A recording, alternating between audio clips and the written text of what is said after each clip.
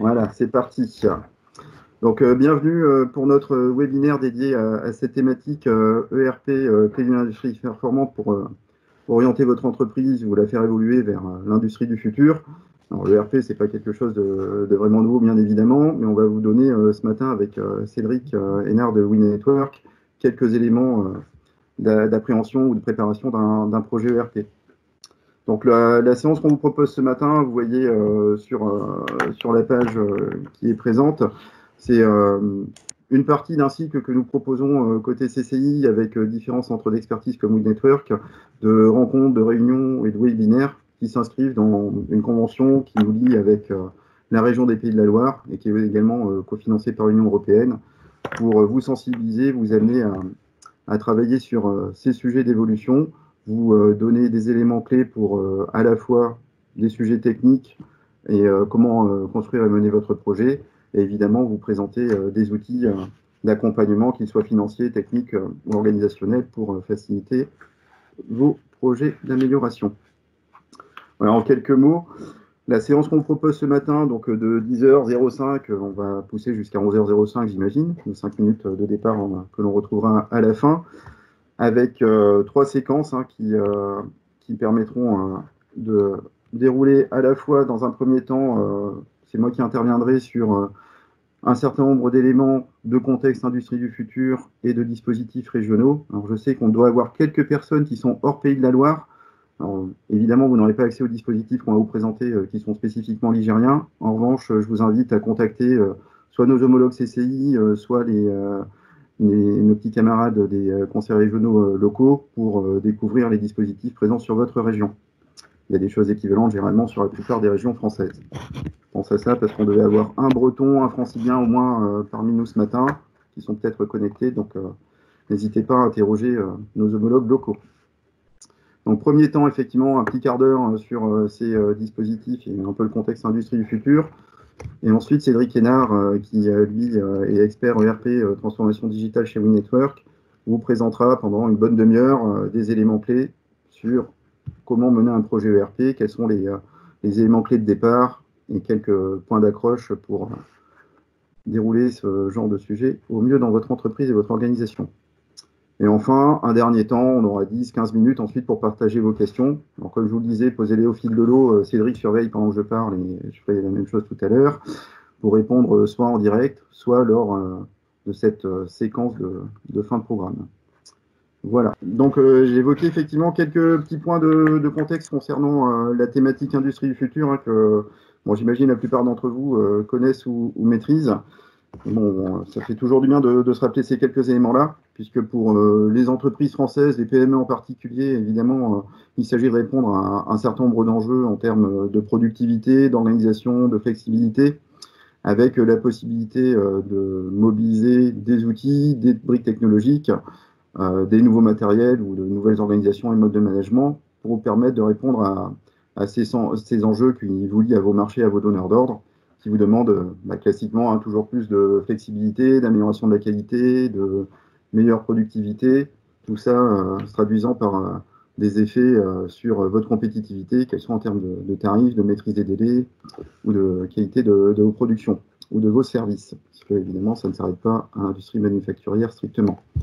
Un enjeu également important au niveau national, vous voyez dans l'angle en haut à droite la notion d'investissement vis-à-vis de l'avenir. Donc il y a des programmes d'investissement d'avenir nationaux qui sont proposés nationalement aussi pour soutenir les efforts des entreprises. Les régions, dont la région Pays de la Loire nous concernant, qui proposent et qui soutiennent ces efforts de la part des entreprises locales pour améliorer leur productivité et leur compétitivité, développer de nouveaux outils, de nouvelles formes d'organisation, je le disais à l'instant. Et comme il s'agit de compétitivité internationale, classiquement, même si vous ne faites pas d'export, c'est de travailler sur, paraît-il, un certain nombre de retards d'investissement productif sur nos territoires et dans quelques entreprises. Donc je ne ferai pas de comparaison. La comparaison n'est pas nécessairement raison avec d'autres pays. Vous savez bien qu'en termes de robotisation et d'amélioration de la productivité, il y a des enjeux significatifs en France. Et donc là, vous avez l'occasion aussi, avec les briques technologiques qui sont accessibles et les outils sur lesquels on va venir tout de suite, de travailler à vos améliorations. 4 petits points clés concernant la notion d'entreprise orientée industrie du futur. Certains diront Industrie 4.0, hein, on va rester sur Industrie future ce matin, mais il s'agit bien des mêmes sujets au global, de travailler à la fois sur la possibilité de développer votre agilité. Donc, je citais le terme de flexibilité à l'instant. Effectivement, aujourd'hui, des outils, des méthodes, des systèmes d'information vous permettent de travailler alternativement, soit sur de la grande, la moyenne, de la petite série, lors de la pièce unitaire. Il y a un certain nombre de briques technologiques et de matériel qui, évidemment, permettent ces sujets-là, et de répondre en même temps à un enjeu qui est un petit peu récurrent à la fois vis-à-vis du consommateur ou chez vos donneurs d'ordre, la capacité de personnaliser des productions, puisque chacun, entre guillemets, souhaite avoir soit son produit, soit son outil qui lui convienne particulièrement. Donc ça, c'est pas vraiment une nouveauté dans le comportement en termes de marketing et d'offres, mais en tout cas, aujourd'hui, c'est une facilité technique avec les outils disponibles. La notion de connexion, typiquement, ce matin, on va évoquer les ERP qui sont liés au système d'information. Donc, être capable de piloter en temps réel ce que vous faites dans l'entreprise, d'avoir une meilleure connaissance du client ou d'améliorer les informations que vous pouvez lui délivrer, tout en développant aussi ce que l'on peut utiliser, mobiliser via, par exemple, le big data pour trouver des pistes d'amélioration ou d'innovation. Troisième petit point sur la notion de frugalité. Donc évidemment, tout ce qui va concerner la maîtrise des consommations énergétiques, ce que vous allez pouvoir faire en termes de politique achat également, d'amélioration dans votre politique de transport, de regroupement, des économies à la fois financières et d'impacts environnementaux qui peuvent être très significatives. Je pense juste aux achats, vous savez bien que tout ce que vous gagnez en achat, 5% de gains aux achats, généralement ça retombe directement sur le résultat net de l'entreprise. Donc un sujet sur lequel il est toujours intéressant de se penser. Dernier point, la notion de collaboration. Voilà, ce matin, on partage avec WeNetwork ce sujet ERP. Je pense qu'on vous propose aussi régulièrement des ateliers, des partages d'expériences, des visites, ce que vous pouvez faire aussi au sein de vos fédérations professionnelles ou autres, tout simplement parce que voilà, c'est pas la peine de réinventer l'eau tiède et que vous pouvez trouver de bonnes idées ou partager des retours d'expérience avec vos homologues ou benchmarker ce qui se passe chez les meilleurs de la classe, comme on dit classiquement.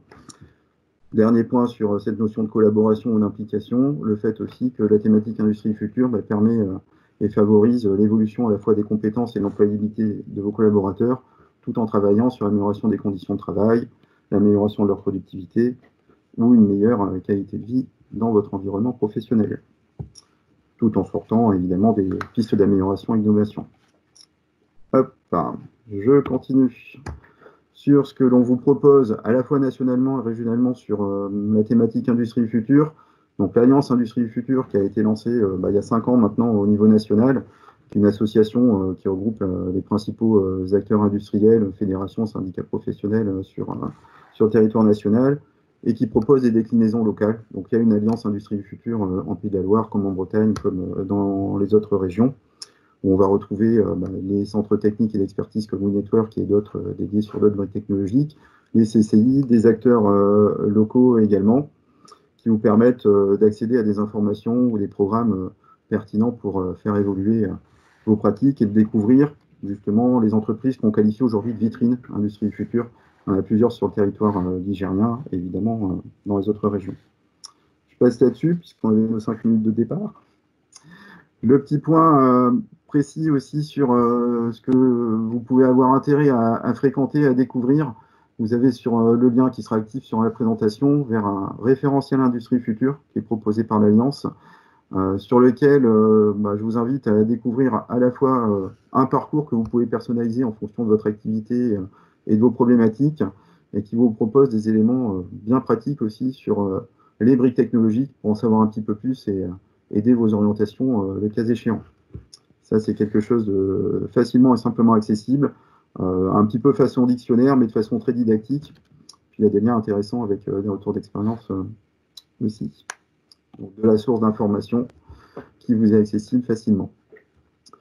Et en fait, typiquement par rapport à ce que nous faisons ce matin, que ce soit côté CCI ou côté WeNetwork, Cédric le précisera tout à l'heure, vous avez accès avec vos chambres de commerce et industrie sur le territoire régional, qui sont en Pays de la Loire ou ailleurs, à un certain nombre de propositions concernant à la fois la sensibilisation. Vous voyez là les 4 niveaux sur lesquels nous intervenons directement côté CCI, des ateliers, des flash diag permettant de découvrir ou d'établir où est-ce que vous en êtes sur tel sujet lié à l'industrie du futur. Ça, les flash diag sont accessibles sur nos sites internet de chaque CCI. Des possibilités de vous aider, de vous accompagner dans l'orientation, de voir où est-ce que vous en êtes en termes de maturité sur cette thématique industrie du futur, quelles peuvent être les orientations pertinentes pour vous, un premier niveau d'analyse pour vous aider à structurer votre réflexion et votre projet. C'est ce que nous proposons avec le SCAN. Je vais vous montrer ça tout de suite. Un niveau sur lequel on peut vous accompagner en termes d'expertise avec des partenariats particuliers, ce que l'on peut faire et ce que propose typiquement WeNetwork, Proxinov, des utilisateurs spécifiques sur des briques technologiques ou des outils sur la région Pays de la Loire. Et un niveau d'accompagnement un petit peu plus long pour soit identifier, soit structurer effectivement votre projet industrie future. Là, je vais vous parler dans une diapo suivante du dispositif dynamique, a priori bien connu des Ligériens.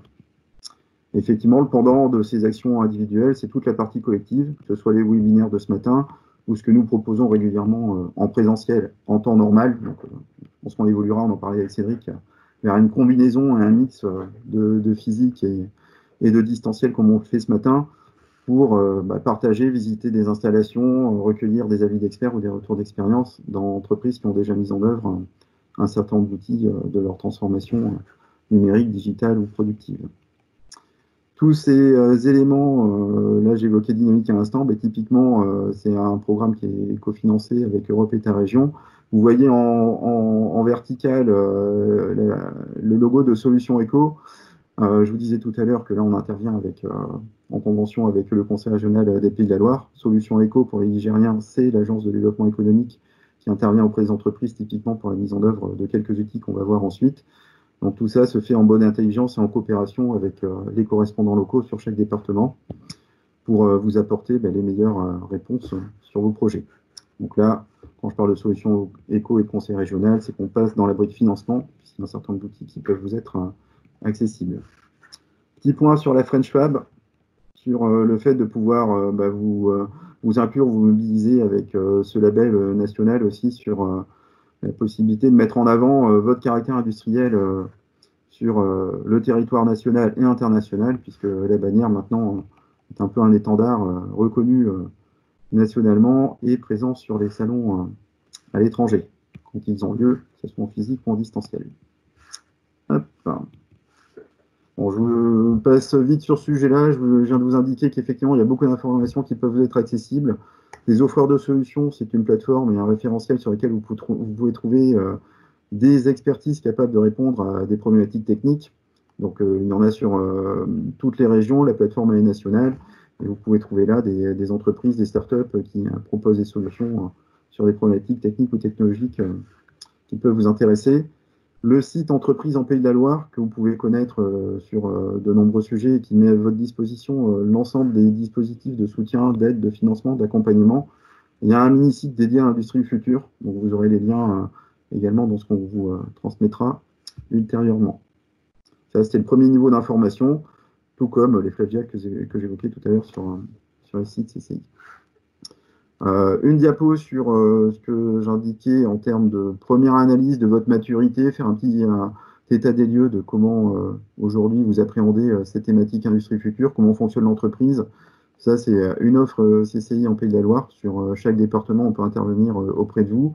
C'est votre CCI qui prend en charge le coût complet de cette analyse.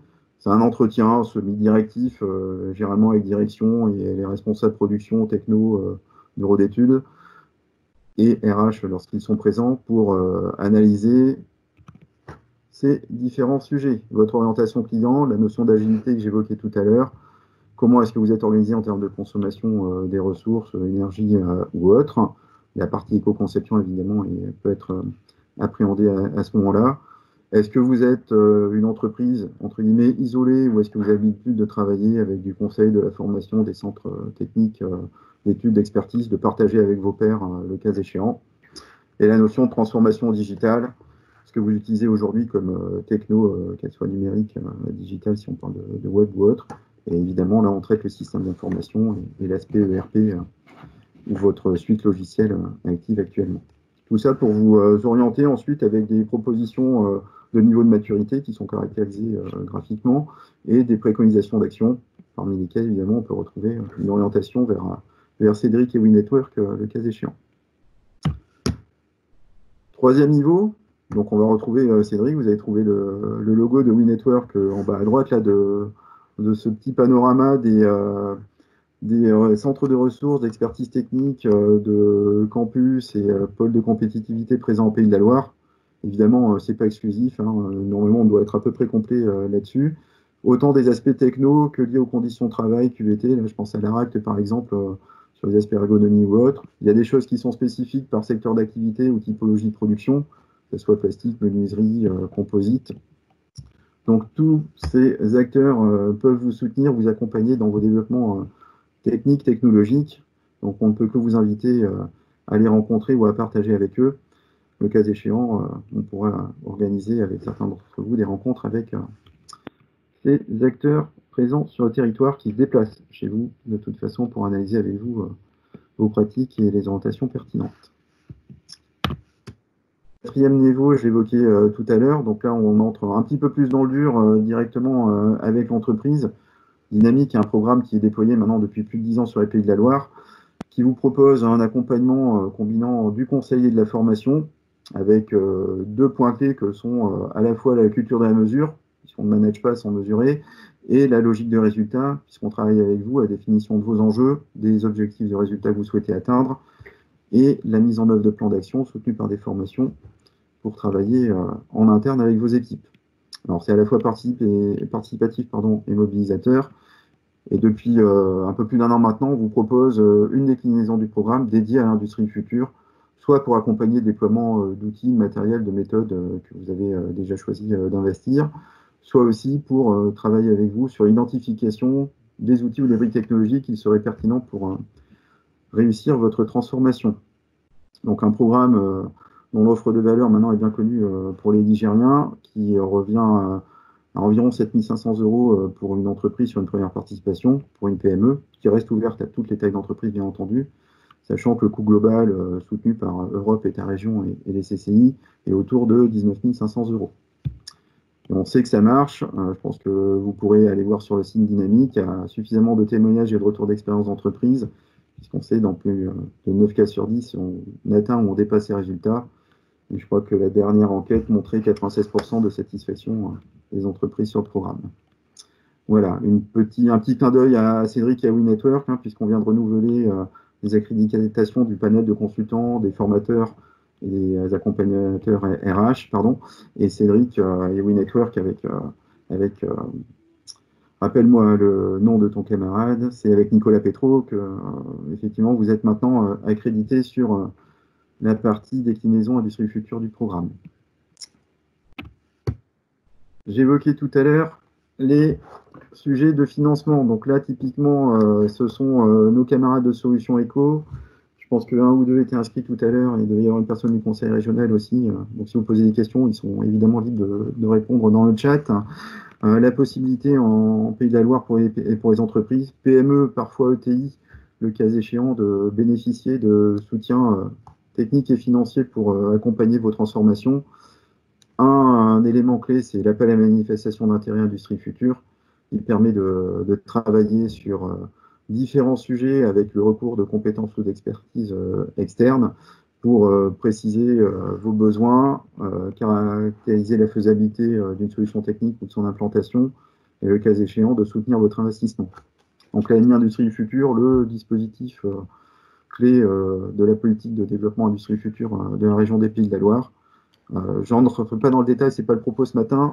Sur le support, vous aurez juste la déclinaison avec les 3 volets que propose l'AMI. Soit savoir où est-ce que vous en êtes et préciser un petit diagnostic de faisabilité avec le concours d'une expertise externe. Vous aurez le détail dans le support. La possibilité de mobiliser un deuxième volet pour travailler sur à la fois des tests, des possibilités d'intégration des solutions que vous aurez identifiées lors du volet 1. Et le volet 3 qui peut intervenir classiquement sous forme de prêt, majoritairement, le cas échéant avec une part de subvention qui reste généralement minoritaire, sur la partie investissement intégration proprement dite de la solution. Voilà. Vous aurez le lien vers le détail, évidemment. Je ne peux que vous inviter à nous contacter ou nos camarades de Solutions Éco pour en savoir plus sur ce sujet-là. Un autre outil carrément pertinent par rapport à ce que l'on évoque ce matin, c'est le Pays de la Loire Investissement Numérique, qui est un outil de la région également, permettant de travailler sur l'acquisition et le déploiement de nouveaux outils numériques, typiquement les ERP, où là, vous pouvez bénéficier d'un soutien financier significatif également sur une première action de caractérisation ou d'acquisition de solutions numériques pour votre entreprise. Je suis en train de voir, Cédric, je ne pense que ce n'est pas la bonne présentation que j'ai. Je vais corriger ça quand on va passer à ta présentation. Voilà. Pour les dispositifs, on va passer sur la présentation de WIG Network. Alors, je vous demande quelques secondes puisque c'est l'ancienne version que j'ai ouverte et Cédric a modifié quelques diapos. Donc, je ferme ça et je reviens dans une seconde. Alors, pendant ce temps-là, on a eu une remarque de Yves Becquet qui nous dit que Dynamique Industrie du Futur ne s'adresse pas uniquement aux entreprises industrielles, mais il y a également d'autres activités. Et Yves a tout à fait raison, puisque petit à petit, on diversifie les populations d'entreprises qui nous rejoignent dans Dynamique. Je pense par exemple à les entreprises de travaux agricoles, des entreprises qui font du B2C, donc évidemment, ce n'est pas du tout réservé aux entreprises strictement industrielles. Alors, hop, je reviens tout de suite. On était bien tout à l'heure, on avait le bon support. 11h06, 11h59, ça c'était hier midi. Hop là.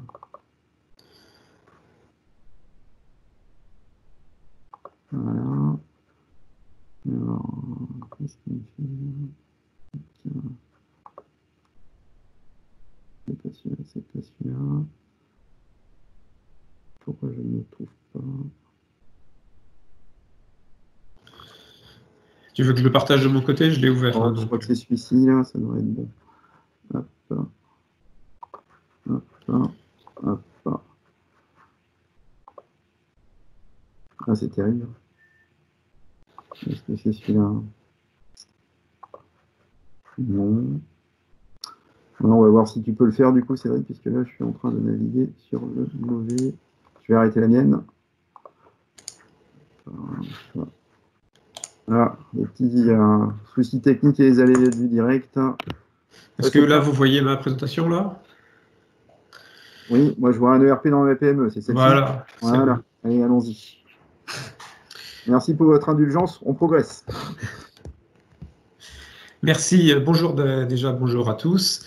Donc on va, avec vous, je vais essayer d'aborder ce matin le sujet des ERP. Donc en une demi-heure, vous imaginez le challenge, sachant qu'un ERP, c'est un outil logiciel qui met plusieurs mois à se déployer, voire plusieurs années à se déployer dans une entreprise. Je vais essayer de répondre à une question assez simple, c'est est-ce que c'est fait pour vous ou pas, PME? Alors, c'est une question en fait qui va rester, je ne vais pas spoiler, hein, mais ça va rester un petit peu ouvert. Il y a beaucoup de choses à dire sur une intégration ou pas d'un ERP en PME.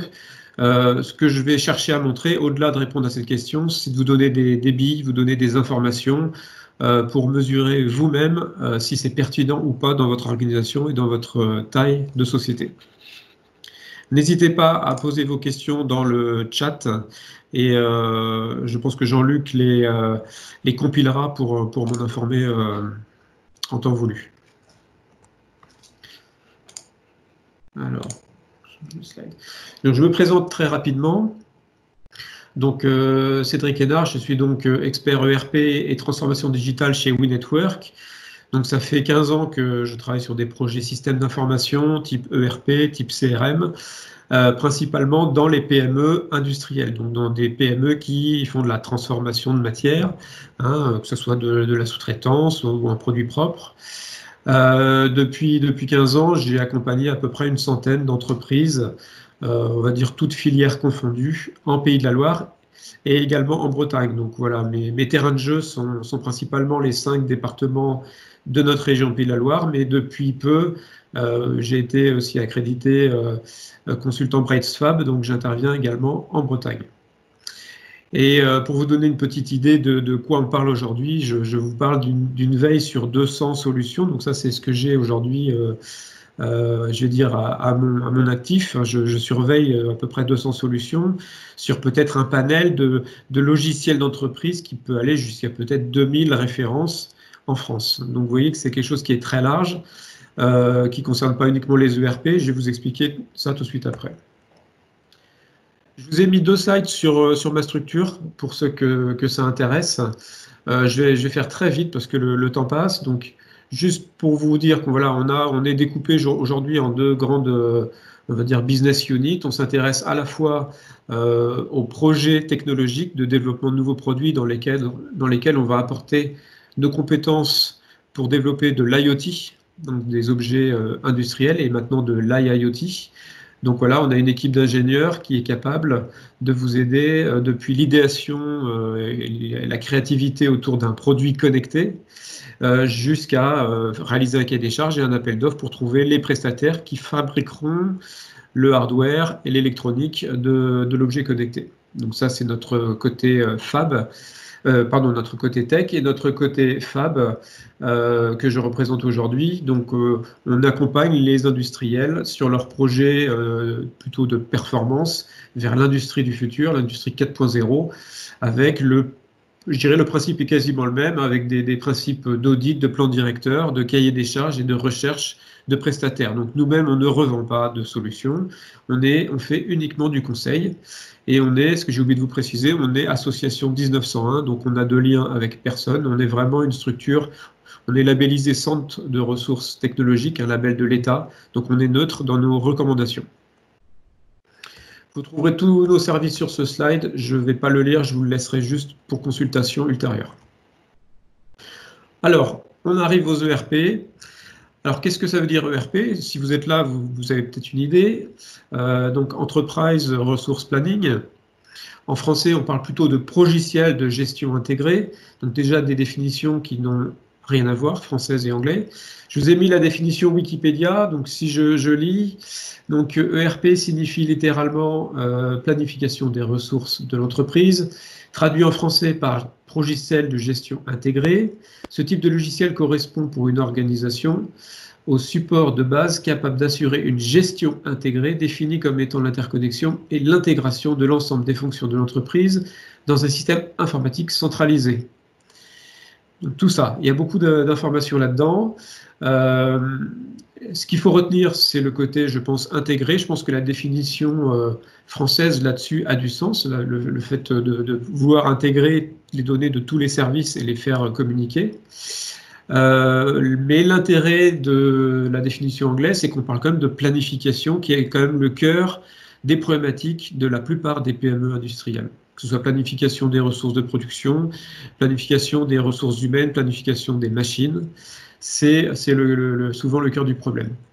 Alors pour vous donner une définition plus simple, c'est ma définition.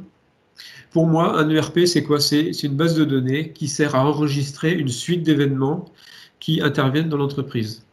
Donc les événements, c'est quoi? Ça va être des verbes. Donc je vends, je fais un devis, j'achète, je produis, je livre. Et à ces verbes, on va associer toujours un délai et une quantité. Donc, une fois que vous avez lié ces 3 informations, vous déduisez évidemment le coût. Et pour moi, c'est ça un ERP. C'est vraiment une suite d'événements qui interviennent dans l'entreprise. Alors, je vous ai mis quelques modules qu'on retrouve classiquement dans un ERP, sachant que les modules évoluent sans cesse. Donc, tous les ans, il y a des nouvelles choses qui arrivent. Historiquement, quand on parlait d'ERP, on n'appelait pas ça ERP, on appelait ça plutôt GPAO pour les entreprises industrielles. Donc on se centrait principalement autour de la gestion de production. Pour les entreprises de services, on parlait plutôt de gestion commerciale et financière ou gestion comptable. Donc aujourd'hui, l'ERP, c'est un peu le regroupement de tout ça. Donc on va bien sûr retrouver une gestion commerciale depuis la saisie des devis jusqu'aux livraisons et à la facturation, en passant par la gestion des tarifs. On va retrouver le symétrique, qui est la gestion des achats, avec pareil, les demandes de prix, le passage des commandes et puis la saisie des factures fournisseurs. On va retrouver ce qu'on appelle la CRM en anglais, la GRC en français, la gestion de la relation client ou relation tiers. Aujourd'hui, on parle plutôt de relation tiers. Les clients sont des fournisseurs, les fournisseurs des clients. Donc on va retrouver voilà, tous les mécanismes plutôt de suivi commercial, de suivi de contact, de suivi d'échange, partagé évidemment entre les différents collaborateurs de l'entreprise. On va retrouver la gestion de production avec toutes les données techniques qui sont afférentes, donc gamme, nomenclature. Ça peut aller assez loin hein, pour les filières de sous-traitance, par exemple l'aéronautique, avec la gestion des versions, les évolutions de gamme, etc. C'est là où on va aussi faire la simulation des OF, voir combien va nous coûter une fabrication. On parle de système MRP, MRP2. Donc, je n'ai pas prévu de rentrer dans les détails. En gros, voilà, c'est ce qui vous permet de planifier charge-capacité. On parle de calcul des besoins. Donc, le calcul des besoins, c'est cette moulinette qui tourne, on va dire, en back-office, qui vous permet de proposer, de faire des suggestions d'achat et des suggestions de fabrication sans avoir à le faire à la main. On va retrouver en point central, en point pivot, la gestion des stocks. La gestion des stocks, voilà, on fait rentrer à l'intérieur, donc c'est les réceptions des achats, c'est éventuellement les retours de production, de produits finis ou de semi-finis. Dans l'autre sens, voilà, on va sortir pour servir la production, on va sortir pour les livraisons. Donc c'est un point pivot assez incontournable de l'ERP. Et puis il y a d'autres modules annexes. On va retrouver la gestion de la qualité. Donc ça intéresse beaucoup les entreprises qui sont soumises à la norme ISO 9001 ou EN 9100. Donc vous allez avoir la gestion des non-conformités, la valorisation de la non-qualité, si vous avez besoin de ça dans votre activité. On va retrouver bien sûr tout ce qui va être des outils de reporting, de statistiques, de requêtes, d'extraction de données. Ça c'est à peu près commun dans tous les ERP. J'en ai rajouté quelques autres, la gestion de la maintenance qui peut être intégrée, ce qu'on appelle la GMAO, donc suivi des interventions, du coût de la maintenance. L'intérêt d'avoir une GMAO intégrée, c'est très simple, hein, vous avez un seul planning de machine, donc si la machine est utilisée en maintenance, on ne peut pas produire dessus au même moment. Donc il y a des intérêts quand même à coupler, mais ce n'est pas forcément indispensable, on peut faire des liaisons type best of breed, hein, avec des connecteurs et des interfaces. Enfin, on va retrouver la gestion comptable. Et ça, c'est pareil. Alors, soit elle est internalisée ou externalisée, mais voilà, il y a à minima une gestion financière hein, qui vous permet de faire de l'analytique. La paye, pareil, c'est optionnel. Hein, il y en a qui sous-traitent la paye, mais à minima, ils vont faire de la préparation d'état de paye. Donc, il y a quand même des outils dans les ERP qui permettent d'automatiser ces choses-là. Et puis, j'ai rajouté la gestion d'affaires que j'avais oublié de mettre la dernière fois. La gestion d'affaires. C'est un module qui est un peu plus récent et qui permet finalement de regrouper dans des boîtes des devis, des achats, des productions pour calculer une rentabilité intermédiaire finalement à un niveau d'affaires. Donc j'ai mis 3 petits points parce que il y en a plein d'autres et puis comme je vous ai dit, ça augmente tous les ans. Comment est structuré le marché des ERP? Vous avez aujourd'hui des personnes qui vendent des ERP et qui les développent et qui les vendent. On appelle ça des éditeurs. Donc, ils commercialisent leurs logiciels. Donc, je vous ai nommé quelques noms, par exemple Silob, Clipper, AG2L.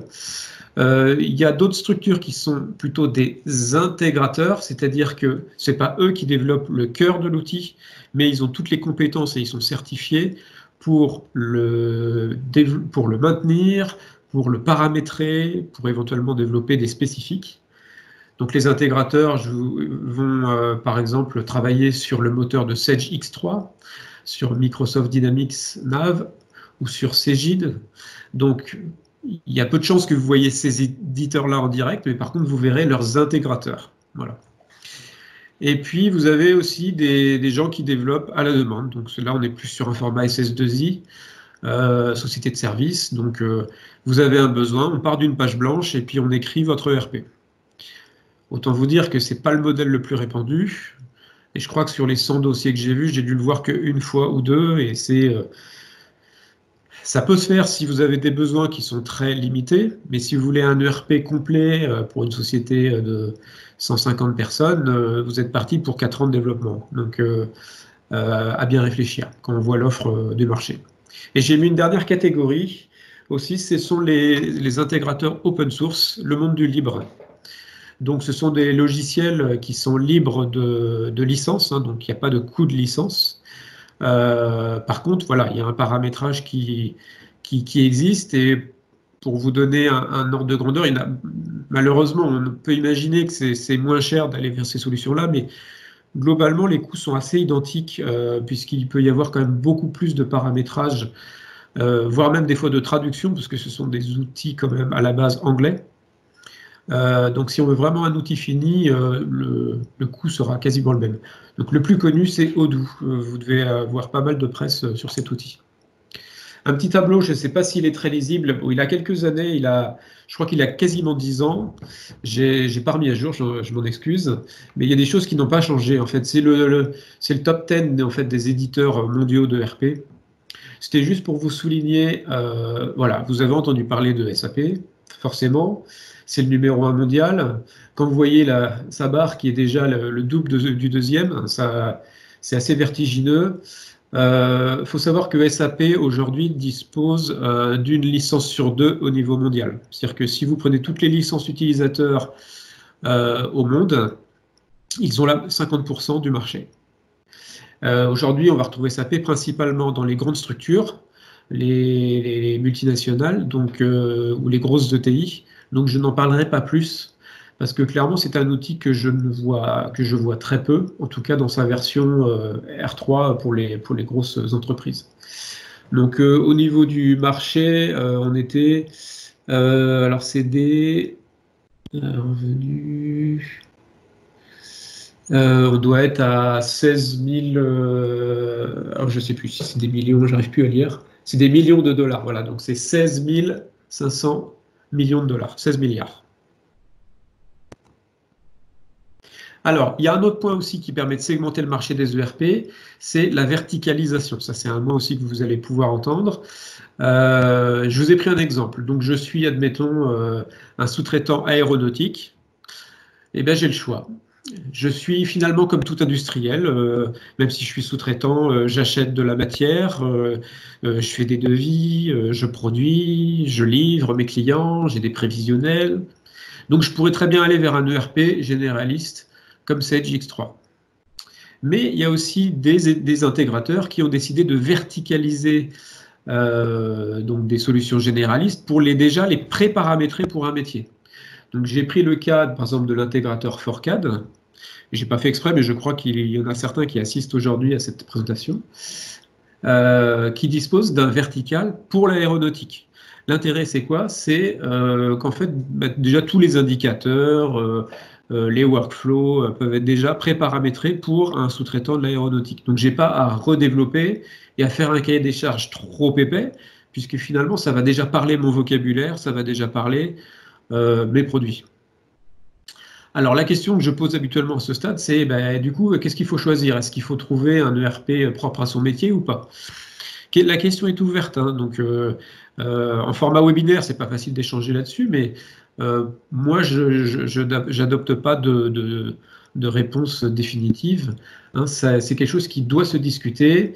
On gagne d'un côté en temps de déploiement, en temps de développement avec un vertical métier. Par contre, du coup, il y a un coût en plus puisqu'il y a une couche de développement en plus. Donc, au niveau licence, ça va, au final, ça va peut-être s'équilibrer. Donc, c'est vraiment à étudier. Et de toute façon, il n'y a pas de verticaux pour tous les métiers. Et j'entends beaucoup d'entreprises qui me disent oui, mais nous, on ne travaille pas comme les autres, c'est différent chez nous. Si on s'en cantonne au verbe, vous produisez, vous achetez, vous vendez.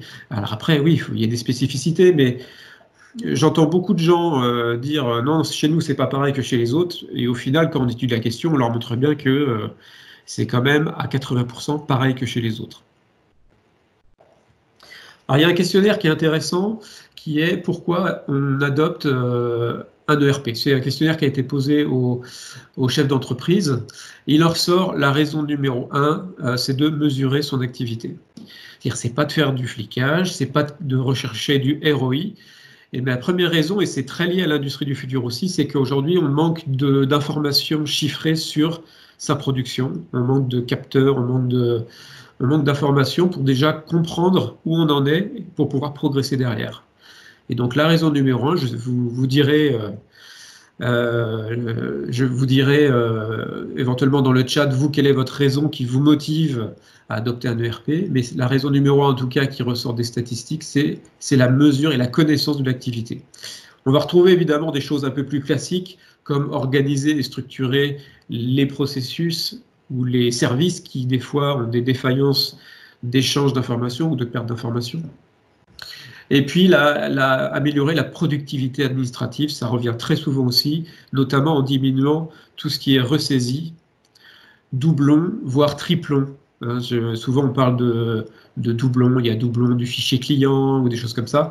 Je peux vous rassurer, hein, c'est très souvent triplons hein, quand on creuse un petit peu, voire plus. Alors, l'ERP, c'est une machine, c'est une grosse machine qui doit être nourrie. Autant vous dire tout de suite que si personne ne saisit d'informations quantitatives à un moment donné, les tableaux de bord vont être relativement pauvres à la fin.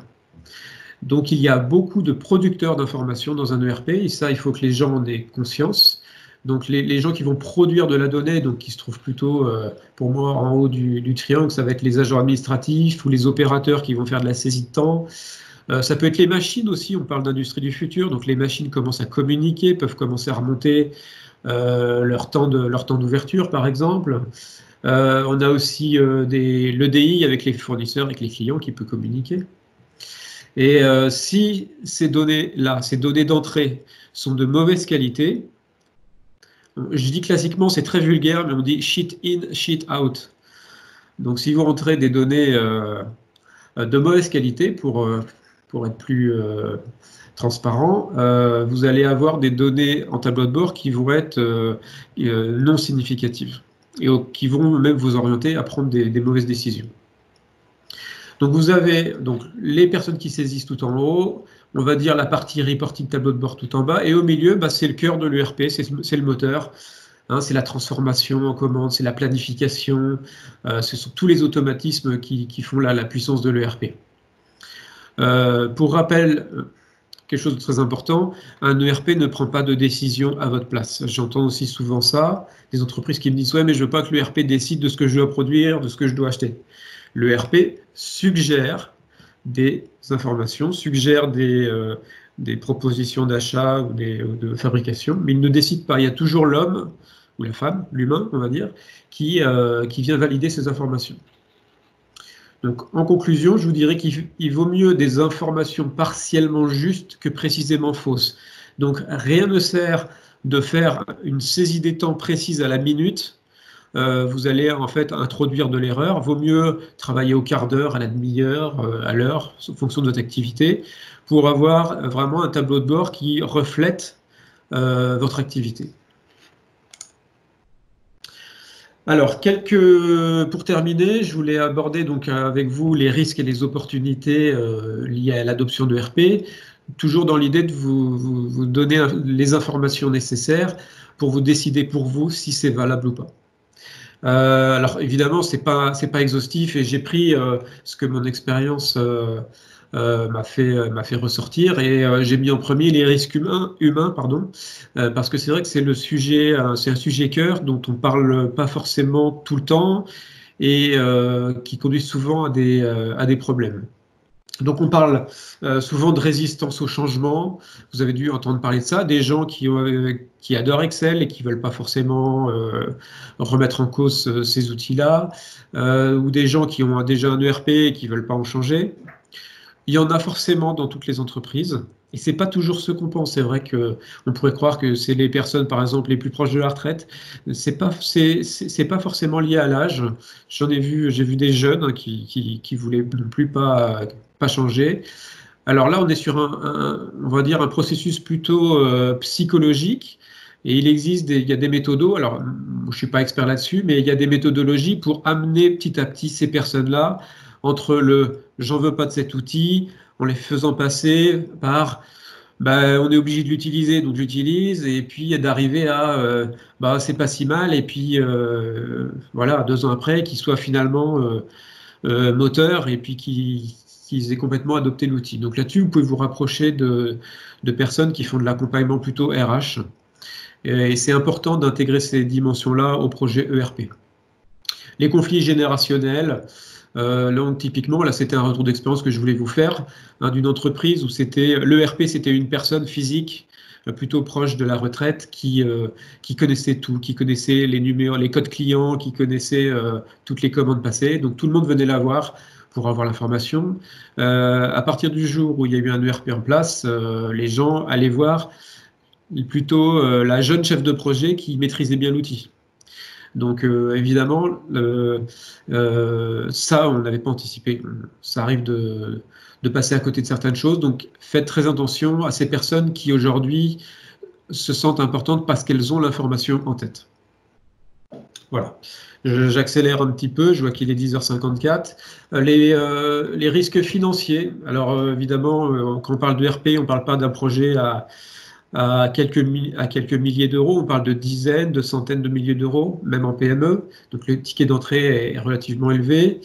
Et puis il y a une maintenance annuelle, hein, donc ce n'est pas uniquement un investissement initial, hein, c'est quelque chose qui doit se maintenir, qui doit évoluer, parce que vos entreprises évoluent. Donc je veux dire, un ERP qui est figé, ça serait plutôt mauvais en soi. N'essayez pas de calculer le ROI. Enfin, il y en a plein qui essayent. J'ai jamais vu de formule magique. Si vous en avez une sur l'adoption d'un ERP, ça m'intéresse. Vous la mettez dans le chat et on pourra en discuter. Alors aujourd'hui, il faut savoir qu'il existe d'autres modèles plutôt que l'investissement, même si dans tous les cas, il y a un petit peu d'investissement. Mais voilà, il y a le locatif. Hein, on parle de plus en plus de cloud, donc de services hébergés qu'on paye plutôt au mois en fonction du nombre d'utilisateurs qui se connectent. Donc ça peut être intéressant et une bonne opportunité. Ouais, un chef d'entreprise m'avait surpris un jour. Il m'a dit oui, c'est cher un ERP, mais c'est ma première machine de production. Donc c'était une personne qui était sous-traitante dans l'aéronautique, donc un mécanicien. Donc de la part d'un mécanicien, je trouvais ça assez sympa. Il avait bien compris que finalement aujourd'hui, il ne vendait pas uniquement des produits à ses clients, il vendait un produit avec des données techniques, avec une certaine qualité, avec un certain délai, et c'est plus uniquement le produit qui sert. Donc voilà, il a compris que l'ERP, c'était aujourd'hui sa machine numéro 1. Voilà, pour terminer, d'autres types de risques, les risques techniques, technologiques. Donc, attention, quand vous choisissez votre ERP, à ne pas opter pour des technologies qui seraient déjà obsolètes ou non interopérables avec votre système d'information existant. Donc là, il faut se faire encadrer et entourer par des spécialistes technologiques. Donc sur les plans organisationnels, attention, c'est pareil, ne mettez pas la charrue avant les bœufs. Il y a peut-être des choses à faire avant d'adopter un ERP. Il y a peut-être des processus à restructurer. Il y a peut-être des personnes à former. Si vous n'avez pas le chef de projet qui va bien, qui a la vue transversale, c'est pareil, vous partez déjà avec un risque. Là, typiquement, je pourrais vous dire, rapprochez-vous des CCI. Si vous n'êtes pas prêt, faites un dynamique performance interne. C'est la première itération qui vont vous permettre de vous organiser pour derrière déployer un projet ERP sur un projet industrie du futur. Et enfin, voilà, les risques sur les données de l'entreprise. Une fois que ça marche, vous avez toute votre vie, tous vos processus dans cet ERP. Donc, là, attention, du coup, on devient un peu dépendant. On a centralisé, donc s'il y a une panne, on perd tout, on ne peut plus produire. Hein, on parle de PRA, réfléchissez-y en amont. Comment je repars s'il y a une panne, comment je gère le remplacement du serveur, comment je sauvegarde mes données, tout ça, ça devient des processus hyper importants. Voilà, merci de votre écoute. C'était donc un petit préambule sur les ERP. Je vais redonner la parole à Jean-Luc, s'il est toujours là. Oui, toujours là et micro ouvert maintenant. Je vous invite effectivement sur le chat si vous souhaitez poser quelques questions encore, puisqu'on a quelques minutes de disponibles. Hein, on a bien 5-10 minutes encore à vous consacrer pour ceux qui souhaiteraient partager sur le sujet. La petite diapo pratiquement de conclusion que vous avez sous les yeux. Donc, Cédric vous a présenté ses coordonnées tout à l'heure et la structure WeNetwork, évidemment. Et je vous ai donné en introduction le fait que toutes les CCI territoriales de la région Pays de la Loire, mais ça sera vrai pour les Bretons et ailleurs aussi, sont engagés et mobilisés sur ces évolutions. Donc, vous aurez dans le support et vous avez sous les yeux les coordonnées de mes homologues. Je sais que Richard et Yves doivent être présents aussi pendant la réunion là en ce moment. Donc, n'hésitez pas à nous contacter, ou Cédric, ou encore aussi à partager avec les collaborateurs de Solutions Éco sur ces sujets-là, puisqu'on sera effectivement capable de nous mobiliser tous ensemble pour vous apporter les meilleures réponses et faire évoluer vos organisations. Par rapport à ce que disait Cédric sur l'aspect risque-opportunité à l'instant, effectivement, que ce soit un projet ERP ou de modernisation avec d'autres briques technologiques, on parle bien de conduite de changement. Donc, tu citais tout à l'heure, Cédric, la notion de management qui est clé dans ce type de sujet. Bien sûr. Avec le point de départ, évidemment, d'être déjà un minimum structuré, organisé. Aussi, c'est encore avec un atelier arrangé, des processus pas nécessairement bien clairs ou bien définis. Évidemment, les sujets pertinents du départ, c'est de se mettre au carré sur ces sujets-là. J'aurais juste une petite question, moi, directement, puisque je n'en vois pas sur le fil de conversation. Est-ce qu'on peut parler de temporalité un petit peu, Cédric, en quelques mots? C'est-à-dire combien de temps dure évidemment, c'est très lié à la taille de l'entreprise, à ses ressources. Déjà, je dirais qu'il y a un projet pré-implantatoire qui doit être fait de manière posée. Il ne faut pas se précipiter. C'est pas le premier qui parle qui a raison. Donc les éditeurs, les intégrateurs sont très actifs en prospection. Donc il est important d'en voir plusieurs. Ça vous aide aussi à affiner votre besoin. Donc pour moi, le projet pré-implantatoire de choix, de rédaction d'un cahier des charges, qui aura une valeur derrière juridique, le cahier des charges, je rappelle, doit pas se dérouler en moins de 3 ou 4 mois peut-être. Prenez le temps de voir plusieurs. Voilà, faites faire des maquettages, c'est ça qui prend du temps aussi, c'est pour ça que je parle de 3 ou 4 mois. Un maquettage, voilà, avec un jeu d'essai des données de votre entreprise pour se projeter plus facilement. Donc là déjà, c'est 3 ou 4 mois. Après, sur l'implantation elle-même, selon la taille, vous êtes parti entre 5 et 12 mois pour une PME, peut-être un peu plus, peut-être 15, c'est entre 5 et 15 mois. Alors 5, c'est évidemment ultra rapide. On voit quand même rarement ça. 5, ça veut dire que vous avez toutes les ressources en interne qui sont disponibles sur le projet et qui font leur devoir en temps et en heure. Généralement, c'est pas le prestataire qui est bloquant sur le planning. C'est vraiment la PME utilisatrice qui doit gérer son quotidien en plus du projet.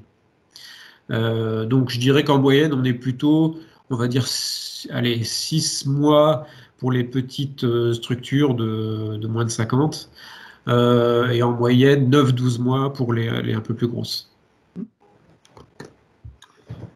Ok, merci Cédric pour cette précision.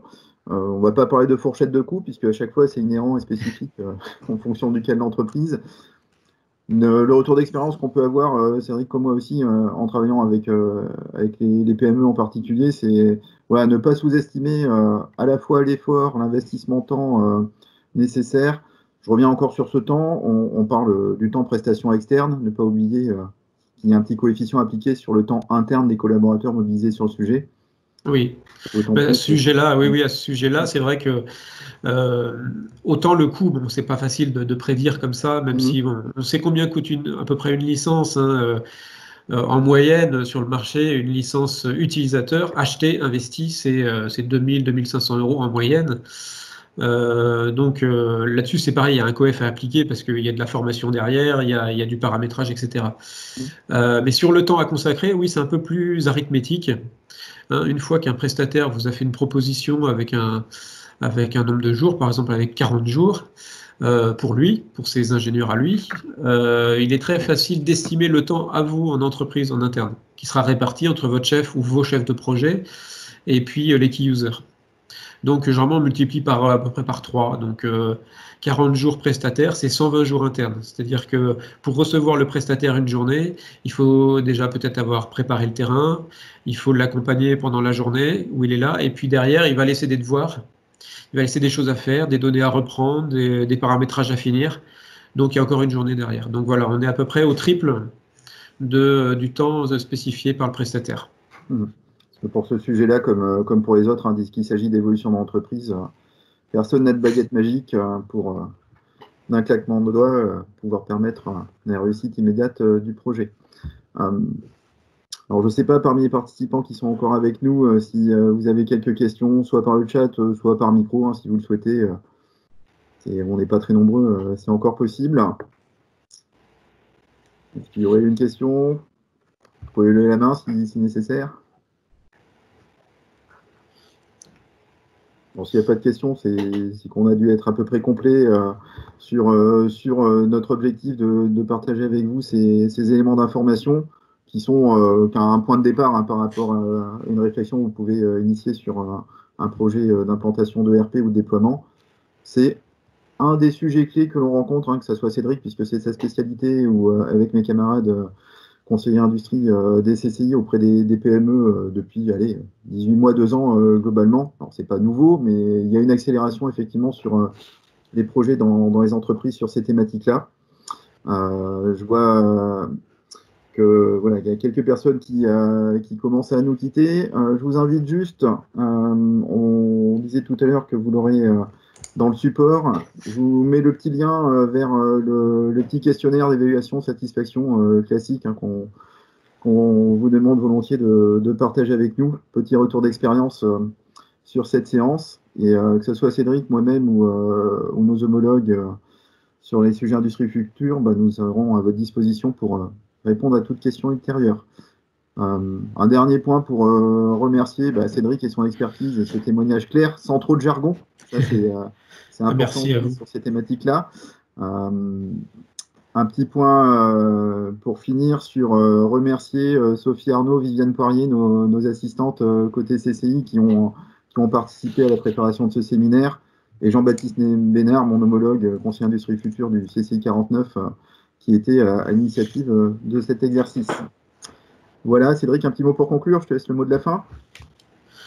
Écoutez, le mot de la fin, n'oubliez pas de remplir le questionnaire, je le rappelle, voilà. qui nous permet aussi de nous améliorer dans nos présentations. Et puis, on aimerait organiser, si on peut parler du futur, oui. Une session un peu similaire, mais en adressant un peu plus précisément des retours d'expérience d'entreprise. Donc, si vous êtes intéressé, si vous avez un retour à faire, n'hésitez pas à nous en faire part. On pourrait organiser ça d'ici la fin de l'année. Voilà. Soit en physique, soit en distanciel, voire une combinaison des deux, comme vous le disiez tout à l'heure, maximiser les participations. Voilà, merci à toutes et à tous pour votre participation et votre écoute, et puis à votre disposition pour voir avec vous ce que vous souhaitez faire dans vos entreprises respectives. Merci, à bientôt. À bientôt, bonne fin de journée.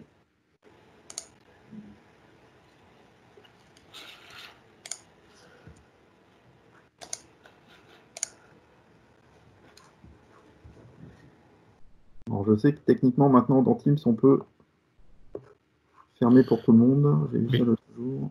Hop. Et si je ferme pour tout le monde, je ferme aussi pour toi, je pense. Oui, c'est ça. Je suis tout le monde. Alors, je vais faire la réunion et puis je te rappelle. Ça marche. À tout de suite.